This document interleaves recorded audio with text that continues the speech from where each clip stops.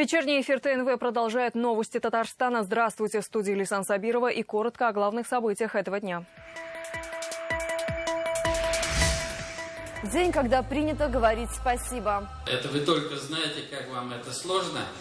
Иногда нам тоже приходится кое-кого учить, и не все у нас получается. В Татарстане празднуют День учителя. Об этом Александра Севастьянова. Закон есть, а денег нет. Туда не едут ни режиссеры, ни актеры. Как они должны существовать? Почему в республике не доплачивают молодым специалистам? И на что еще депутаты просили больше денег? Узнал Дмитрий Аренин. Чтобы ЖЭК не стал потрошителем. Если есть проблемы, я пишу в открытую Казань. Довольны ли казанцы жилищно-коммунальными услугами? Альбина Асылгараева.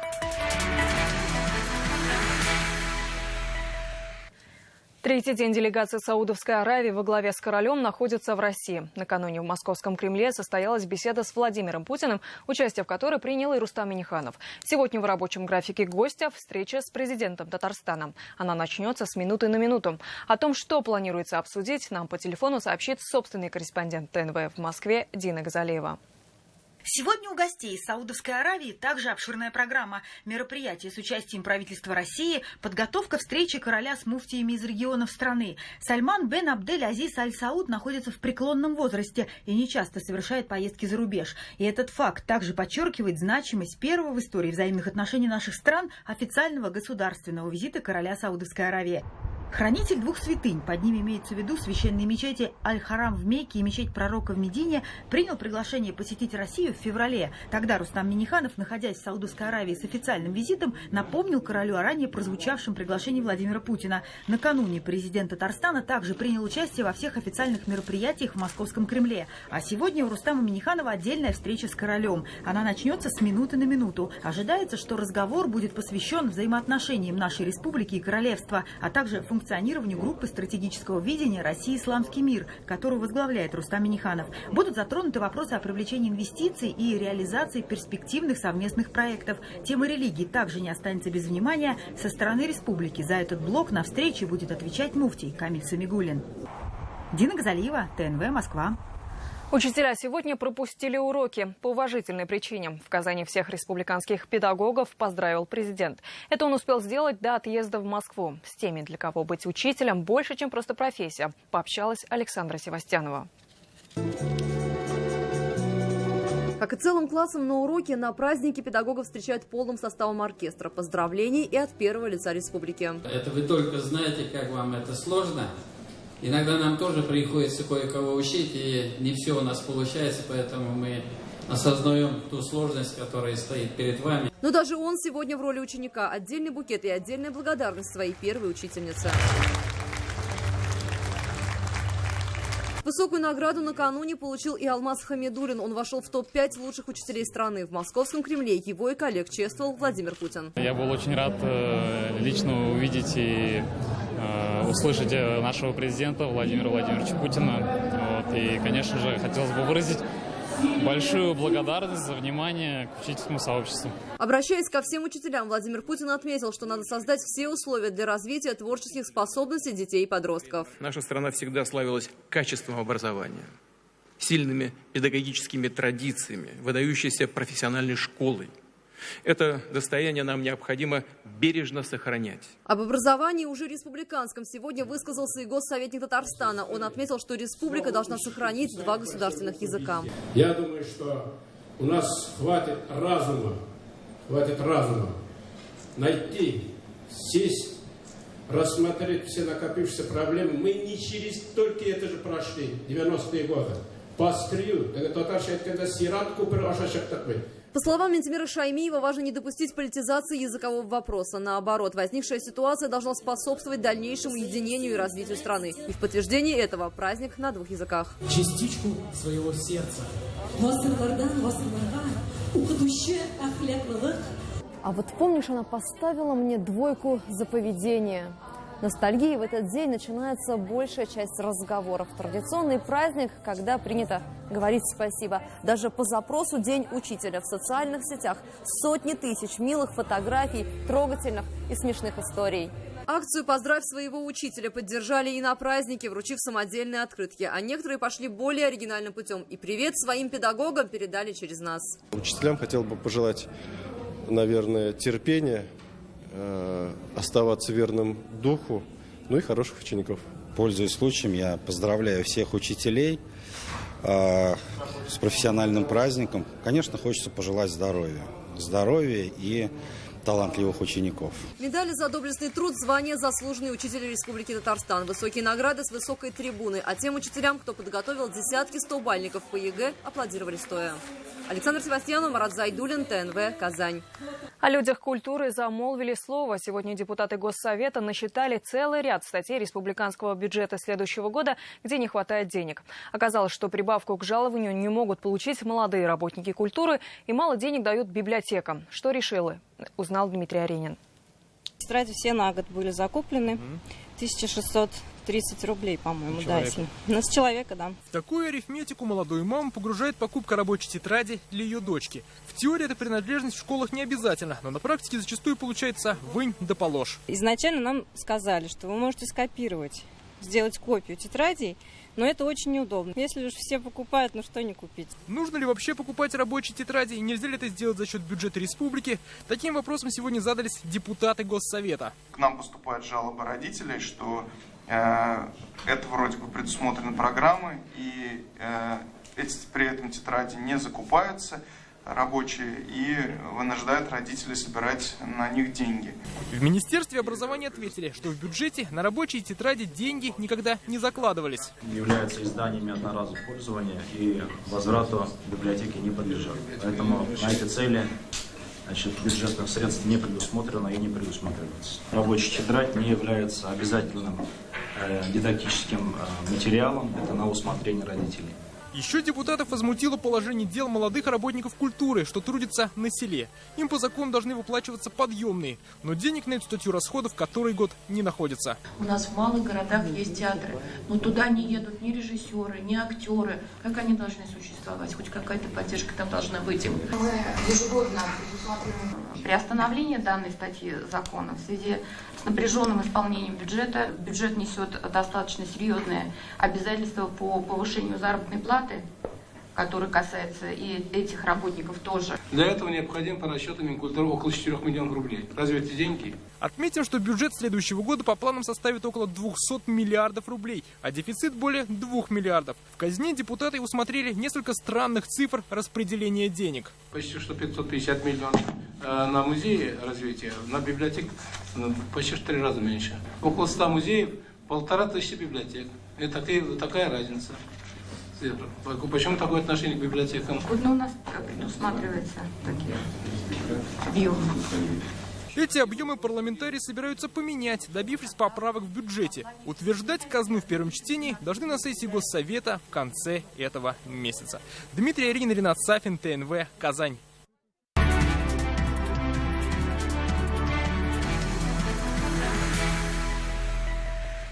Мясо из соседней Башкирии под запретом. Сразу в 3 селах на границе с Татарстаном введен карантин. Там обнаружили вирус ящура. От крупного рогатого скота заразились уже 2 человека. В Татарстане таких случаев пока не выявлено. Однако наши ветеринары уже проводят профилактические мероприятия. В ближайшее время планируют установить санитарные посты. Проводим мероприятия по обнаружению продукции, которая была доставлена раньше на территорию Республики Татарстан.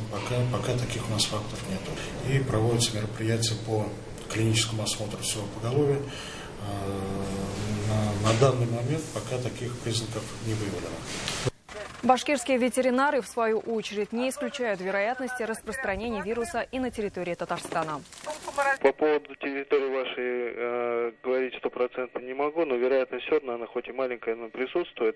Сейчас проводится разъяснительная работа с населением для того, чтобы не допустить перемещения несанкционированных между регионами и внутри территории республики. Соответственно, вопрос на стадии решения.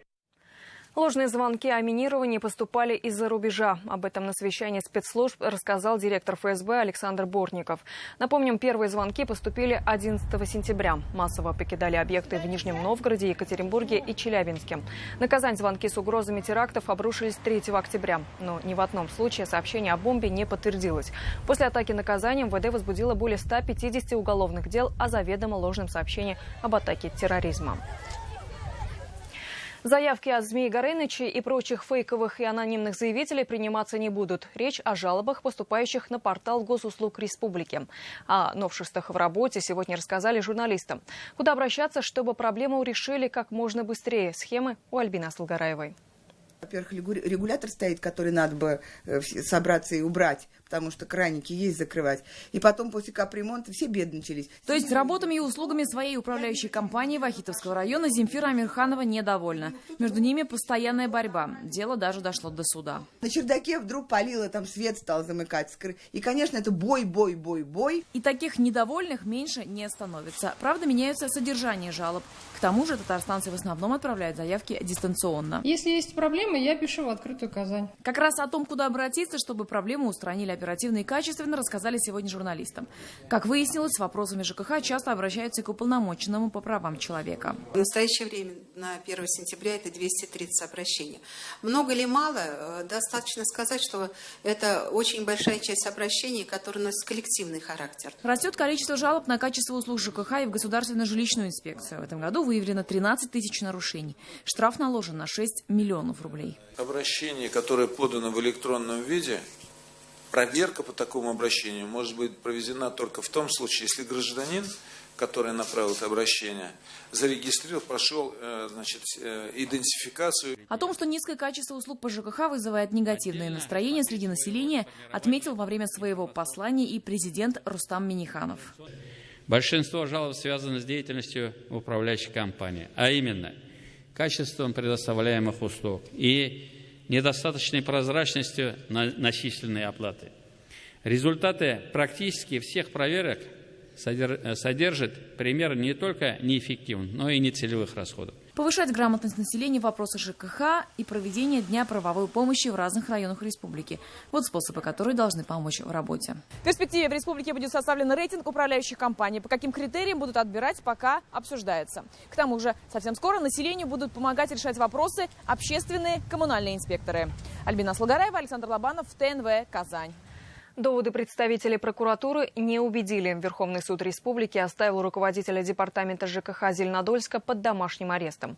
Напомним, 26 сентября такое же решение принял Зеленодольский суд. Сегодня же следователь и прокурор настаивали на отмене решения о домашнем аресте. Анисимов подозревается в причастности к мошенничеству почти на 3 миллиона рублей. Речь идет об аренде помещений для департамента ЖКХ района через аффилированные компании. Это новости Татарстана и далее в выпуске. Исторический марафон. Общая история. Не только наша, не только башкир-татар, но это общая тюрков. Как 150 активных студентов страны познакомились с тюркской культурой, узнавала Алина Бережная. 15 чемпионов татарстанских треков. Борт-наберные Челны, картинг-клуб КамАЗ-мастер юниор. Закрытие картингового сезона республики. Салават Мухаммадулян. Дождались. Сегодня в Казани сдали дом номер 42 по улице Читаева. Он начал строиться еще в 2005 году и успел сменить 2 застройщиков. Первый обанкротился в 2008 и строительство 17-этажки заморозили на долгие 6 лет. В 2014 работы продолжили под кураторством города и надзорных органов. Наши извинения от имени всех тех, которые обанкротились, и тех, которые достраивали. Но в любом случае, шаг за шагом мы решаем эти вопросы с обманутыми дольщиками. Около 100 семей, более 15 районов республики. Наш проект в объективе ТНВ «Большая семья» показал, что больших семей в Татарстане действительно много. В течение 5 месяцев над этим творческим проектом работала большая команда. В процессе съемок многое оставалось за кадром. И, как правило, не менее интересное, чем в самих репортажах. И сегодня бессменный автор проекта «Выходной с ТНВ» Айгуль Бадрудинова расскажет о тех самых моментах, как изменилась жизнь наших корреспондентов, телеоператоров и тех, кто день за днем общался с этими замечательными семьями, вы увидите прямо сейчас.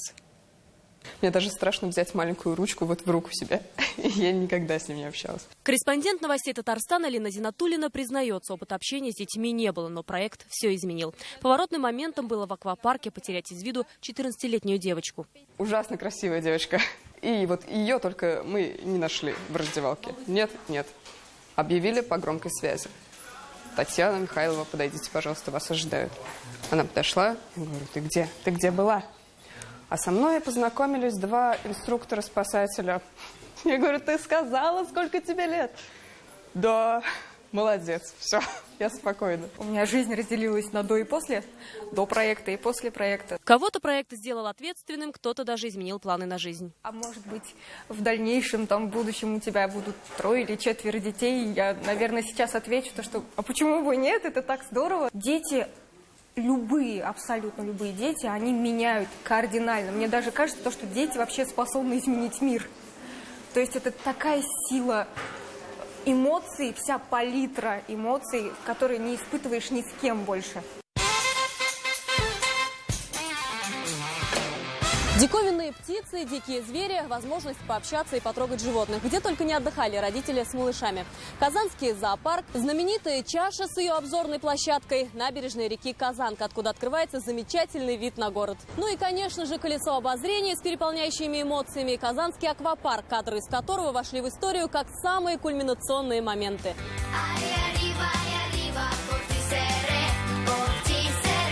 И смех, и восторг, и усталость одолевала детей во время съемок. Кто-то падал ничком, кто-то начинал невнятно говорить. Спасибо, мальчик. Уставала и творческая команда. Корреспонденту «Новостей Татарстана» Салавату Мухаммадуллину хватило и одного дня. Для меня это было очень тяжело. Я вот в шоке от своих коллег, которые ездили на съемки несколько месяцев подряд и делали материалы на одну и ту же тему, но при этом делали совершенно разную подачу. 50 разных подходов. Да? Уже вроде... это на самом деле круто, потому что ты раскрываешь сам себя творчески. Готово? Секунду, минуту, дай мне. Машина. Большое плавание. Еще раз, этот брак. Даже если у тебя есть предварительный какой-то синопсис в голове хотя бы, но вот эти люди поворачивали сценарий вот в свое русло, и мы уже, исходя из этого, уже получали совсем новую историю, которая была интересна, которую мы хотели сделать не только интересной для зрителя, но была интересна и лично нам в первую очередь. Но это командная работа, идеи дарил конкретно каждый участник съемочного процесса. Я наблюдала со стороны, и это было очень ценно для меня наблюдать именно взаимоотношения между детьми, между братьями и сестрами, между родителями и детьми. Я думаю, что мы все, конечно, получили это бесценный опыт. Как можно бескорыстно любить. Были моменты, когда мы плакали все вместе. Больше всего запомнилась семья, которая взяла детей из детдома со сломанной судьбой. И когда ребенок спрашивает у новой мамы, не бросит ли она его, эти слова не могут оставить равнодушными. Научили любить и вернули в детство. Самые трудные доли выпало операторам. Их пытались и утопить. Многие не умели плавать, а в спасательных жилетах они себя чувствовали как бы не совсем комфортно и все время пытались залезть мне на голову. Сам становишься на это промежуток времени ребенком. Я бы назвал это дополнением доброты в наши сердца взрослых людей. И учителями танцев приходилось побыть. Огромный заряд эмоций на всю неделю. Все это проходило в субботу. Мы заряжались этими позитивными эмоциями. Ну и каждый раз тяжело было прощаться с детьми. Они вот как-то, я не знаю, прям залезут в душу, и уже оттуда их не вытянешь, и они всегда там.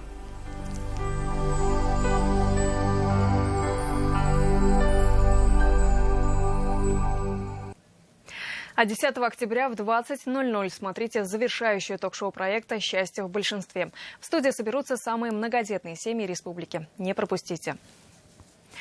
150 активных студентов, 6 вопросов и всего 1 час. Сегодня в рамках Всероссийского форума «Золото тюрков» участники прошли этноквест. Вместе с эрудитами ответы на непростые вопросы искала Алина Бережная. Я очень рад вас видеть на территории своего ханства. Первая точка одной из команд квеста – площадь 1 мая. Здесь для участников форума «Золото тюрков» один вопрос. Кто герой Советского Союза и лауреат Ленинской премии? О том, что это Муса Джалиль, догадываются сразу. У памятника поэта спрятана шкатулка, а в ней следующий вопрос. Здесь зашифрован код, состоящий из 4 цифр. Отсюда на следующую точку. Их 6, все разбросаны по территории Казанского Кремля и посвящены тюркской культуре. Дождь и плохая погода не помеха для участников квеста. Здесь в Казанском Кремле происходит настоящий мозговой штурм. Ребят, как настроение? Круто, очень круто, несмотря на погоду, нам очень тепло, мы бегаем, здесь разогреваемся, так что нам очень нравится здесь. На прохождении квеста всего 1 час, но участники исторического марафона справляются быстрее. Общая история, не только наша, не только башкир, татар, но это общая тюрков. Я всю жизнь мечтала проявить свои знания в области тюркской культуры, и мне очень нравится, я вообще первый раз. Форум «Золото тюрков» продлится еще 4 дня. Участников ждут увлекательные мастер-классы, лекции от известных артистов, спортсменов и бизнесменов. Такие встречи помогут ребятам в разработке проектов по сохранению тюркской культуры. Лучшие идеи будут реализованы. Алина Бережная, Данил Филатов, ТНВ, Казань. Тренировки круглый год, опасные виражи и сотни тысяч рублей ради того, чтобы первым увидеть клетчатый флаг. В Казани сегодня подвели итоги республиканского сезона по картингу. Как чествовали молодых пилотов, увидел Салават Мухаммадуллин. Картинг – мечта детей 90-х. Скорость 3 моторов, а главное, самый безопасный вид в автомобильном спорте. К тому же вождение карта не требует специальных прав. Зато повышенная концентрация, спортивный азарт и финансы. Без них садиться за болид, пусть даже и карт, не стоит, говорят пилоты и их родители. Город Набережные Челны, картинг-клуб КамАЗ-Мастер Юниор. Данил Телепов на подиуме уже сегодня в 4-й раз. Чемпион стрижей стал призером еще в 3 классах. За рулем карта школьник с 5 лет. С профессией я еще не определился, но в следующем году я собираюсь дальше продолжать заниматься картингом. И собираюсь переходить в более старший класс.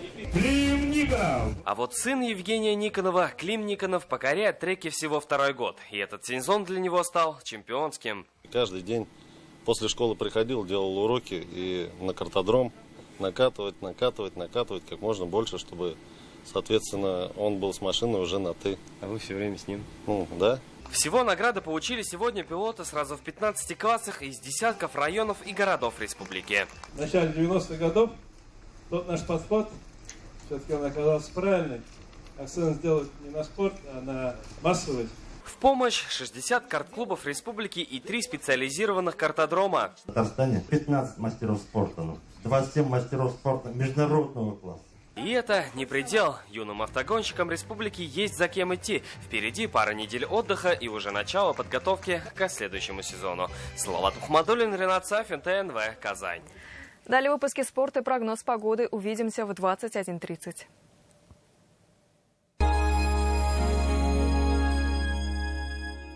Дорогие сельчане и труженики перерабатывающей промышленности, спасибо вам за ваш благородный нелегкий труд, за дары полей и ферм, за тепло земли нашей на праздничном столе. Мы поздравляем вас с профессиональным праздником. Дилер Nissan номер 1 в Казани «Автоцентр Марка» представляет. Берите Nissan без дилерской наценки. Скидка до 220 тысяч рублей. Подробности 4 пятерки 3 единицы. В поисках выгодного предложения ипотеки вы обходите много адресов. Заоблачное, высокое, среднее, рыночное. Но если вы ищете низкую ставку, запишите. Выгодная. Банк Аверс. Доступная ипотека здесь.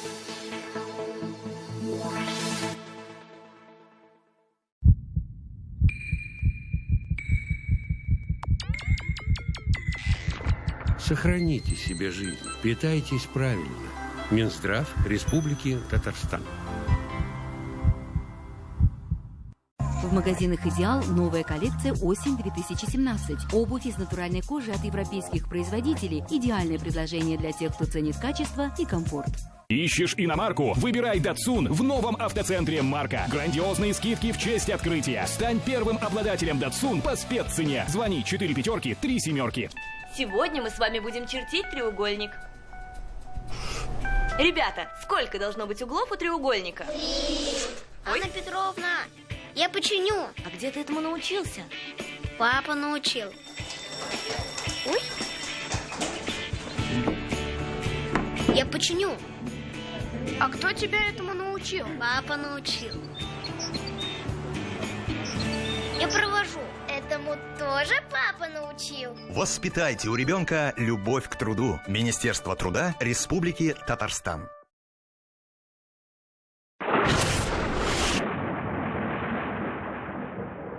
Ротобор крыс и мышей уничтожает. Мы знаем нашу страну, а не адаптируемся к ней. Поэтому все необходимое уже в базовой комплектации. «Лада Веста». Новое поколение «Лада». «Лада» с выгодой 10%.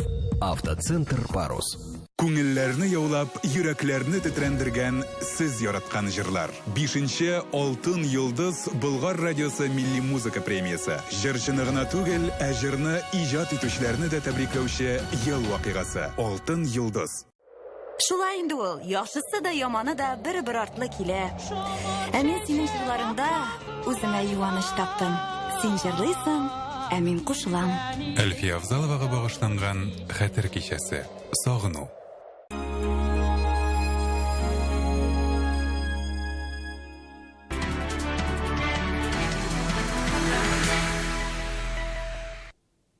Добрый вечер. Новости спорта на ТНВ, в студии Алмаз Гафиятов. В новый сезон с новой командой. Баскетболисты казанского «Уникса» стартовали в единой лиге ВТБ. Зрители баскет-холла смогли насладиться не только новшествами обновленного клуба, зрелищным получился и сам поединок. Соперник дебютного матча, питерский «Зенит», был настроен также решительно. В составе казанцев 10 новичков, гости в межсезонье подписали 8 баскетболистов. Свое преимущество подопечные Димитриса Привтиса обозначили еще в первой четверти. На перерыв команды ушли при счете 50-29. Остановить «Уникс» было уже сложно, хотя «Зенит» периодически атаковал не только из-под кольца, но и за трехочковой линией. Итоговый счет 94-60. Самым результативным игроком стал Стефан Ласме, заработавший 20 баллов. Следующий матч казанцы проведут 11 октября на выезде с Андоррой в рамках Кубка Европы. К другим темам. Волейбольную молодежную команду Казани «Динамо Вор» впервые заявили в профессиональную лигу «Б». В спорткомплексе «Олимпиец» состоялась презентация двух команд системы клуба «Динамо Казань».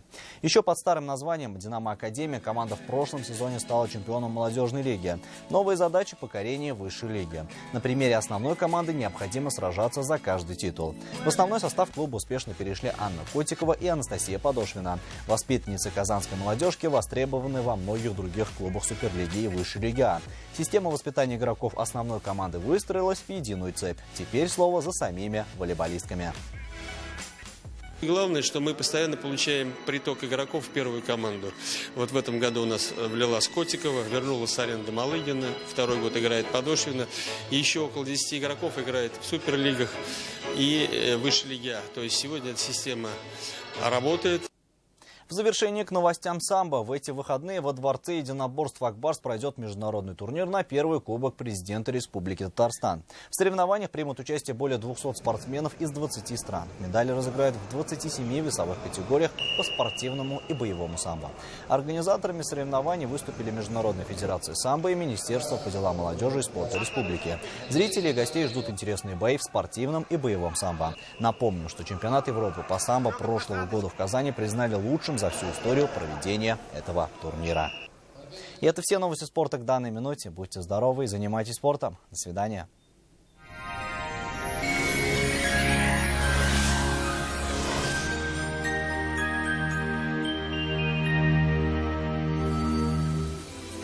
Здравствуйте! Вы смотрите прогноз погоды на ТНВ. Спонсор выпуска – изготовитель корпусной мебели на заказ «Данил Мастер» быстро и качественно. Изготовим шкаф-купе по вашим размерам. 3D-проект шкафа, доставка, установка бесплатно. Только в октябре назовите пароль «ДМ Мебель» и получите 25% дополнительной скидки на ваш шкаф-купе. «Данил Мастер» настало время низких цен. Казань, Восстание 23, телефон 2167-166. Ну что ж, а теперь о погоде. В предстоящие сутки в республике повсеместно пройдут дожди. Ночные температуры немного повысятся. По данным сервиса Яндекс.Погода, на юго-востоке Татарстана пройдет дождь. Ночью будет до 7 градусов тепла, днем же до плюс 11. На северо-востоке облачно, дождь. Ночью плюс 7, днем же до 12 градусов, выше 0. На севере Татарстана пасмурно, тоже вновь ожидаются дожди. Ночью там будет до 6 градусов тепла, днем же до плюс 12. На северо-западе республики облачно, местами пройдут дожди. Ночью плюс 8, днем же до 13 градусов, выше 0. И на юго-западе Татарстана не обойдется без осадков. Температура воздуха ночью там будет плюс 9 градусов, днем же до плюс 14. В центральном районе республики пасмурно и дождливо. Ночью до 7 градусов тепла, днем же до плюс 12. В последующие сутки существенных изменений в погоде не ожидается. В предстоящие сутки в Казани вновь ожидается пасмурная погода, пройдет дождь. Ночью потеплеет до 8 градусов тепла. Днем температура воздуха составит плюс 14 градусов. Ветер юго-западный умеренный. Атмосферное давление составит 755 миллиметров ртутного столба. Влажность воздуха 73%. Магнитное поле Земли спокойное. На этом наш выпуск завершен. В студии была Маргарита Павлушина. До свидания.